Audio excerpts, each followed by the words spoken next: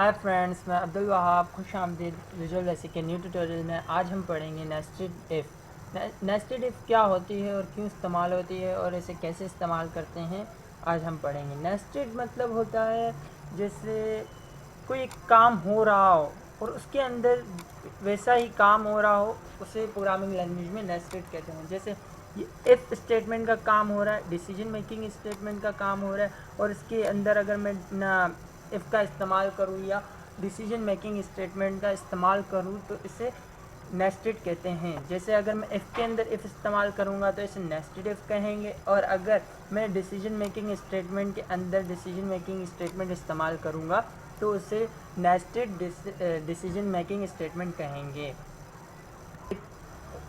अब देखते हैं हम कि नेस्टेड इफ़ को हम कैसे इस्तेमाल कर सकते हैं। सबसे पहले ये मैं इफ़ ख़त्म कर देता हूँ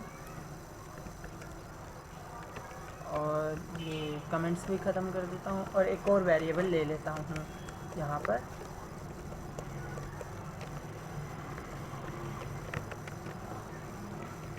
आप देख रहे होंगे मैं कोमा देने के बाद स्पेस दे रहा हूँ। ये एक ना बेसिक सिंटैक्स है कि आप यहाँ पे दे भी सकते हैं बगैर स्पेस के भी, और आप देख सकते हैं यहाँ पर भी वापस से स्पेस आ गया।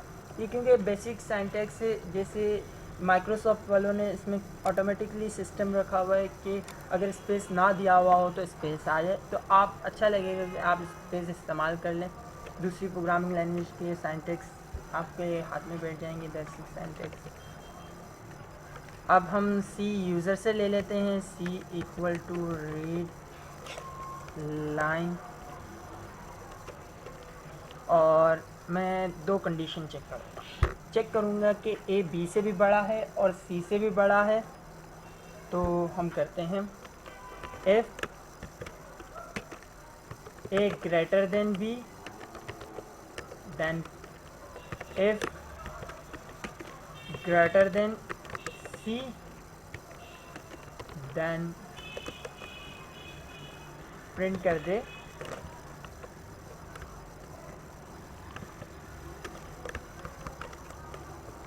ए is greater than B and C. अब हम चेक करते हैं कि काम करता है या नहीं। मैं ए की वैल्यू पहले छोटी देता हूँ 10, और बी की वैल्यू बड़ी दे देता हूँ, सी की भी बड़ी दे देता हूँ वैल्यू, और चेक करते हैं प्रिंट होता है नहीं हुआ। अब हम ए की वैल्यू सबसे बड़ी देते हैं 15, और बी की वैल्यू 10 दे देता हूँ, और सी की वैल्यू 5 देता हूँ। अब ये प्रिंट होना चाहिए जो हमने यहाँ पे दो नेस्टेड एक इफ़ के अंदर नेस्टेड इफ़ इस्तेमाल करके कंडीशन बनाई। तो मैं यहाँ पे एंटर करता हूँ और आप देख सकते हैं यहाँ पे प्रिंट हो गया। इसी तरीके से मैं यहाँ पर एल्स में एक और कंडीशन दे सकता हूँ कि एल्स अगर ए ग्रेटर देन सी नहीं होगा तो प्रिंट होना चाहिए A is greater than B and less than C. अब हम चेक करते हैं। ए की वैल्यू मैं सबसे पहले बड़ी देता हूँ, फिर बी की छोटी देता हूँ, और अब मैं यहाँ पर सी की वैल्यू बड़ी देता हूँ। तो देखते हैं ये स्टेटमेंट प्रिंट होती है नहीं। और आप देख सकते हैं यहाँ पे स्टेटमेंट प्रिंट हो गई, A is greater than B and less than C. मेरे वीडियोस को लाइक करें, चैनल को सब्सक्राइब करें। खुदा हाफिज़।